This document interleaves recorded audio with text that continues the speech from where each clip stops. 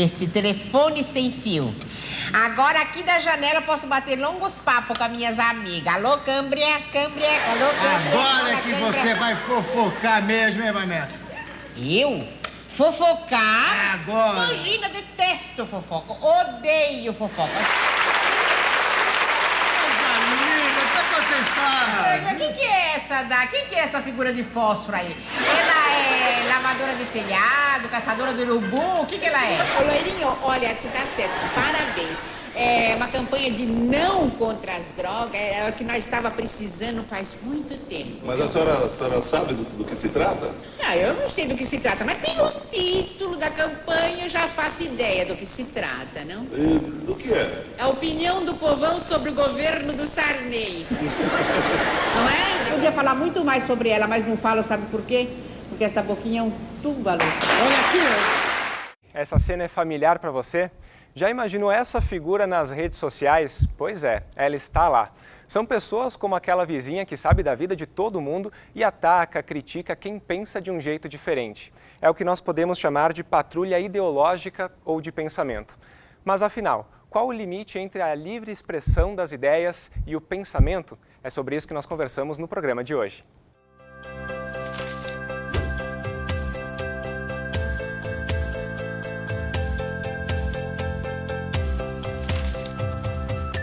O Rede de Olhares é uma produção da UX-TV, emissora da Universidade de Caxias do Sul, na Serra Gaúcha, e parceira do canal Futura. No programa de hoje, nós recebemos o grupo de canto Vozes do Sul, também recebemos especialistas da área da psicologia, da comunicação e pessoas que vieram hoje ao programa passar um pouco da experiência delas, que, aliás, eu já quero saber logo de início. Essa cena que a gente viu no começo, essa figura, te lembrou, de repente, alguma vizinha? Sem dúvida. Você já passou por alguma situação assim, de repente expor alguma ideia, ser criticada? Eu acho que isso assim, faz parte da vida, tu ser criticada, ser ouvida, ser respeitada no que tu coloca. Agora a gente está numa fase um pouco diferente, muito difícil, porque tem essa questão do ou é a favor ou é contra, uma questão assim mais difícil.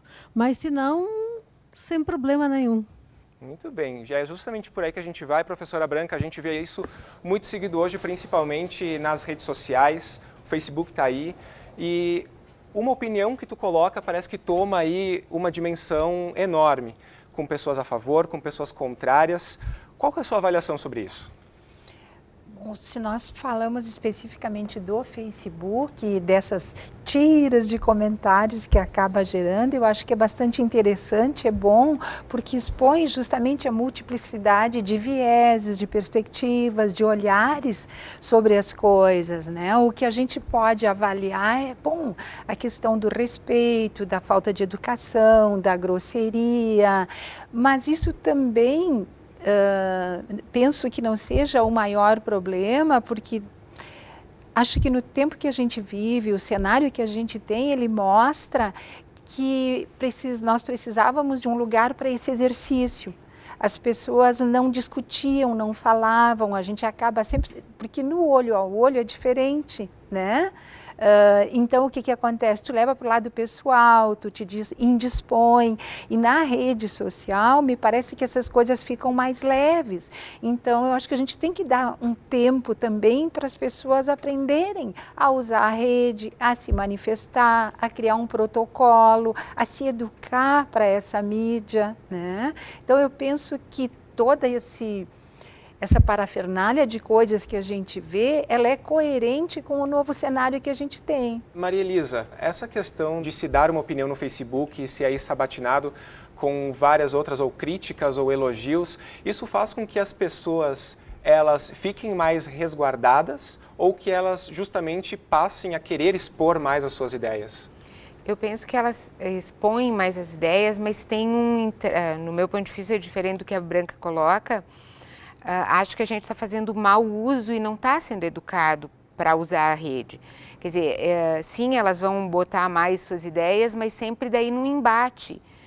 E o que não deveria ser, é só a minha opinião, eu não estou querendo ser contra ninguém, é só uma opinião. E normalmente o que fica é, bom, se a tua opinião é diferente da minha, tu é contra mim. O que não tinha que ser. né? É só uma ideia. Eu posso ser muito legal ainda para o outro, mesmo discordando da ideia do outro. Claro. Nós começamos aí o programa hoje com uma cena de humor. Qual que é o espaço desse humor hoje diante desse cenário, enfim, que se tu não é bem entendido, tu é criticado? Eu penso que cada vez mais a gente está intolerante e a rede social é um jeito de expressar muito essa intolerância. E o humor não tem lugar na intolerância, né? O humor só vem quando a gente tolera, inclusive a crítica, como foi dito e tal, né? Se eu administro bem isso, ótimo, dá para brincar bem e se falar sério também. Mas acho que as pessoas são muito intolerantes e aí vira um campo de batalha aquilo. Que não é só eu estou colocando o que eu penso e o outro vai me dizer, eu não penso assim. Não vem brando assim, né? Vem como ataque. E isso, em algum momento, enraivece o outro e aí cria mais embate.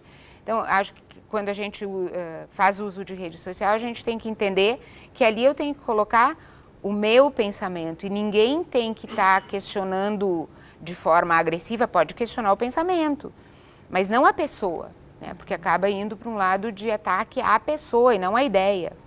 E ainda falando da questão do humor, professora Branca, há um tempo atrás tinha-se o costume, né, de fazer piadas com a questão ou de negro ou de gay, e hoje não se vê mais tanto assim.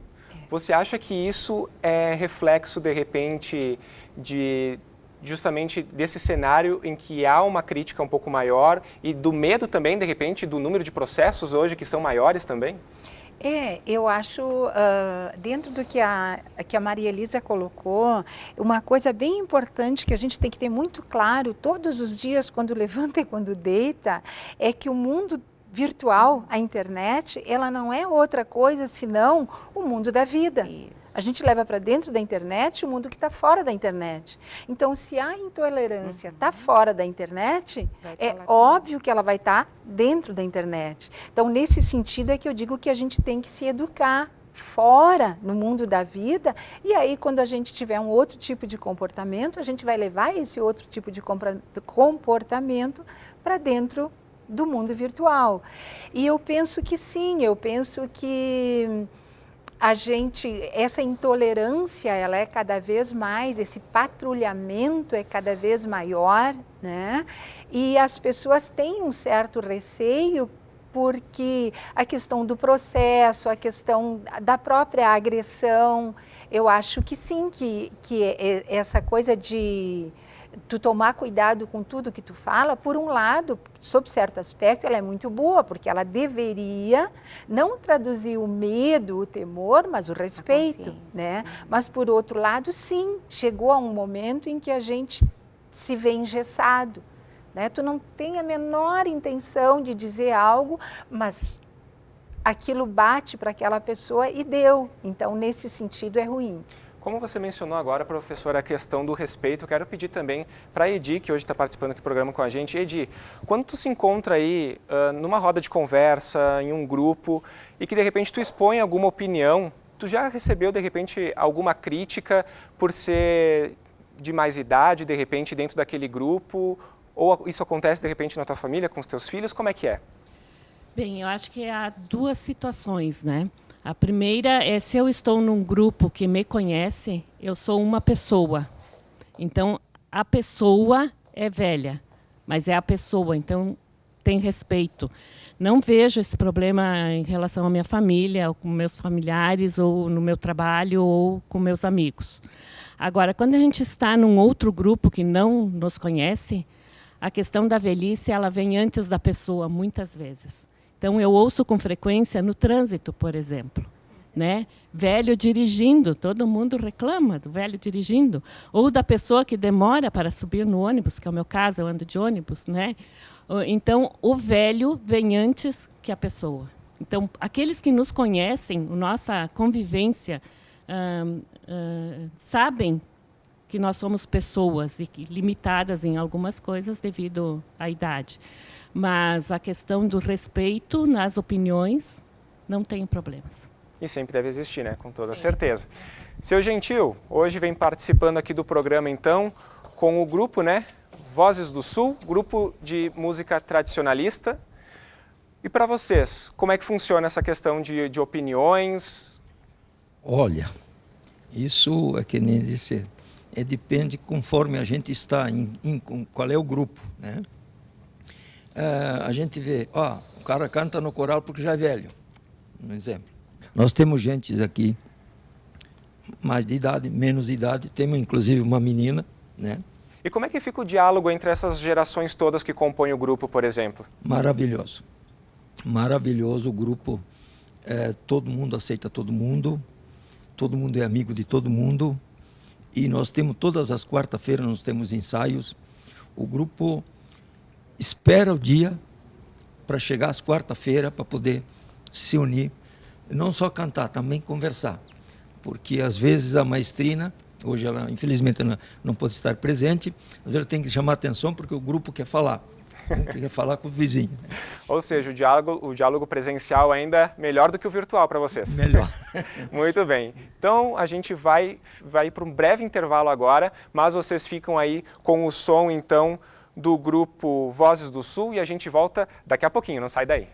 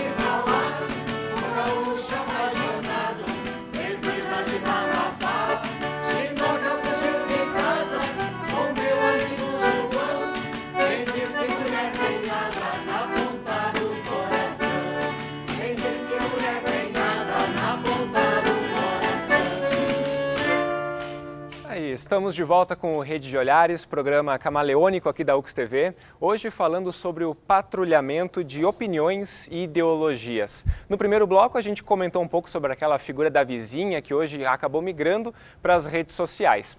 Agora a gente vai mostrar para você que está aí em casa um exemplo de como as redes sociais podem ser empregadas para o bem e o diálogo para fortalecer a comunidade. Você conhece os moradores do seu bairro?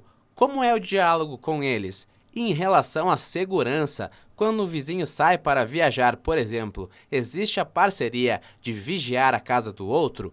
Pois com o aumento da insegurança pública, essa pode ser uma boa alternativa. O bairro São José, em Caxias do Sul, criou através de suas lideranças comunitárias um grupo de WhatsApp para o patrulhamento entre a vizinhança, uma iniciativa para promover a integração de residentes e ajudar no monitoramento da região. Aconteciam bastante incidentes relacionados à violência, roubo de carro, enfim, assalto à enfermeira. Tudo isso a gente tem diminuiu drasticamente, porque você tem o link direto com a segurança pública e assim, sério e responsável. O grupo do WhatsApp de segurança do Ivan funciona assim. Você pede para ser admitido e manda aí áudio, vídeo ou foto, e assim pessoas como Guarda Municipal e Brigada Militar e outros moradores do bairro poderão estar visualizando uma alternativa para a segurança pública do município. Com essas informações dadas, a gente vai conseguir buscar as características, porque ali vai estar a foto ou do veículo ou da pessoa em si que está cometendo um delito contra um próprio do município, ou contra uma criança que está numa escola, ou um professor, um pai que vai buscar essa criança, e a gente vai ter como efetuar uma abordagem com mais precisão. Mas o importante é o relacionamento entre as pessoas, né? Principalmente os vizinhos, os moradores do lado da minha casa, eu saber com quem eu estou, onde é que eu estou morando, quem é meu vizinho. E as pessoas trazem esse comentário, pô, antigamente era assim, todo mundo cuidava, controlava, conhecia, não havia tanta violência quanto hoje, né? É um resgate que se fez, né, daquilo que já havia acontecendo ali no bairro. O problema talvez não estaria aí nos aplicativos, não estariam nas plataformas, mas sim em quem as utiliza e de que forma. Nas pessoas, exatamente, como elas usam. Eu estava refletindo antes, durante o primeiro bloco, eu acho que uma das grandes causas de toda essa confusão que a gente vive é que as pessoas instituíram que elas só têm direito. Então, quando eu penso primeiro em exigir meus direitos, exigir meu direito, se todo mundo só exige o seu direito, quem é que tem obrigação? Né? Ninguém tem obrigação, só tem direito. A gente está usando mal o que a gente tem, as ferramentas. Como eu te disse, a internet ela não é outra coisa senão o reflexo do mundo da vida, que está fora da internet, que não é virtual. Né? Então, a gente, por exemplo, a gente vive um cenário econômico que ninguém pode discutir, a gente passa por um período de crise, passa por um período de insegurança social, política, econômica, isso é uma realidade. Isso não há o que discutir. Então, as pessoas também, por exemplo, no emprego, restringe o emprego significa demissão. Demissão significa, vai tu ou vou eu? Quem de nós vai perder o emprego? E aí começa a fazer aflorar esse lado mais perverso, menos equilibrado, vamos colocar entre as pessoas, e começa a haver esse patrulhamento. Até esse próprio material que a gente viu, interessante, bom, desde que ele fique no seu limite, desde que as pessoas saibam que o poder não é delas, de que não são elas que podem coibir atitudes de outras pessoas, né? Então é muito fácil hoje perder essa noção de bom senso, de equilíbrio, de limite, e aí a gente dá com os burros na água. E também o do porquê da ferramenta, né? Porque as pessoas às vezes podem fazer um mau uso dela, né? Mau uso, exatamente. Muito bem, e sobre isso também eu quero falar aqui com o seu Enio. Seu Enio, a gente percebendo ali na reportagem essa relação, enfim, que tenta se buscar novamente de se conhecer o vizinho da comunidade. Tem pessoas que moram em prédios, muitas vezes, não conhecem os seus vizinhos. Para o senhor, é importante ter esse diálogo franco? Sim, saudações a todos que estão aqui, também os que nos assistem. Roger, é sumamente importante. Eu moro em prédio, o meu prédio tem 48 unidades, de um condomínio de 192. Não conheço todos, e eles não conhecem. Aos poucos a gente vai conhecendo. E também é indispensável hoje, né? O relacionamento hoje com as pessoas, nós não podemos deixar morrer. Embora as mídias eletrônicas, o fundamental é o relacionamento pessoal. O calor humano é insubstituível. E o senhor percebe também esse patrulhamento que existe na rede social, também na vida real? Sim, eu não sinto muito, porque eu tenho um espírito que... Nessa idade, meu amigo, né, que vem, vai, deu, a gente já sofreu. Agora, depende mais dos outros, sabe? Porque tem gente que faz por maldade, tem gente que discrimina por ignorância, tem gente que discrimina imperceptivelmente. A gente também produz isso nos outras pessoas, às vezes. Sem querer, a gente está machucando alguém. Entende? É uma coisa que a convivência, o entendimento, sabe? O perdão, Hoje e esse extremismo, o mundo está indo para um extremismo. E justamente diante desse extremismo, muitas pessoas ainda se expõem muito pelas redes sociais, pela internet de modo geral, mesmo sabendo que existe esse cerceamento, né, das ideias. Por que mesmo assim elas continuam, então? Mas existe uma coisa interessante no ser humano que ele acredita que não tem o outro vai entender ele, claro que vai, né? E principalmente nos jovens, mais do que nunca, eles sempre acreditam que bom, eles têm o pensamento mágico de que nem é tão abrangente assim, as pessoas vão me compreender. E acho que isso que foi dito pelo senhor é muito importante, porque assim, a relação não se dá plenamente pelo virtual, ela se dá em parte pelo virtual. Então não é uma comunicação de fato, porque eu não sei o que eu provoco no outro, eu só vou saber depois se ele responder. E hoje em dia está muito a relação de olho a olho, de poder estar fazendo troca de fato, de eu saber o que eu te provoco com a minha observação na hora, isso não está rolando mais. E isso, particularmente, eu tenho uma preocupação com os adolescentes nisso, porque até para construir a identidade da gente, a gente tem que saber o que o outro pensa de mim, mas olho no olho, porque a rede pode ser muito disfarçado o que o outro me diz sobre mim mesma. Falando em adolescente, Rejane, você tem um adolescente em casa também, né? Como é que é essa relação, essa troca de ideias? Ele te poda também, digamos assim, como se fala, né? Olha, dentro da família tem tudo que vem para fora tem dentro da família, né? Então tem o respeito, tem a conversa, tem o diálogo, mas às vezes tem aquela coisa assim de que eu tô aqui no meu celular, no computador e deixo a pessoa meio que falando sozinha, né? Isso acontece em todos os lugares, mas a gente tem que respeitar a mídia. Apesar que eu sou ainda do olho no olho, de passar e ir por tudo, conversar com todo mundo, ainda prefiro, uso as mídias, mas ainda prefiro, eu acho que o olho no olho, que é o que a gente tem a troca, o calor, tu já sabe na hora se a tua opinião está sendo ouvida, respeitada, né? Pode não ser aceita, mas isso é uma coisa que depende de cada um, né?